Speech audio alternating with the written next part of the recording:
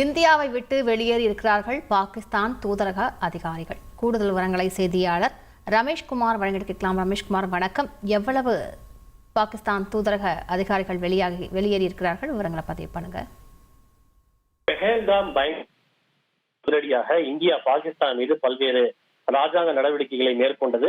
அதில் ஒரு நடவடிக்கையாக இந்தியாவில் உள்ள பாகிஸ்தான் தூதரகத்தில் பணியாற்றும் ராணுவத்தை சார்ந்த பாகிஸ்தானியர்கள் தூதரகத்தை விட்டு வெளியேற வேண்டும் என்று இந்தியா அறிவித்திருந்தது. அதாவது பாகிஸ்தான் தூதரகத்தில் பணியாற்றக்கூடிய ராணுவம், பாதுகாப்பு, விமானப்படை மற்றும் கடற்படையை சேர்ந்த ஆலோசகர்களை பெர்சோனா நான் கிரேட்டா, அப்படி என்றால் இவர்கள் வேண்டப்படாத விருந்தாளிகள் என்று அர்த்தம். அதை அறிவித்த இந்தியா அவர்கள் அனைவரும் இந்தியாவை விட்டு ஒரு வார காலத்திற்குள் வெளியேற வேண்டும் என்று உத்தரவு பிறப்பித்திருந்தது. பாகிஸ்தான் தூதரக அதிகாரியை நேரில் வரவழைத்து இந்தியா அந்த உத்தரவை அவரிடம் வழங்கியது. அதற்கான காலக்கெடு இன்றோடு நிறைவடைகிறது.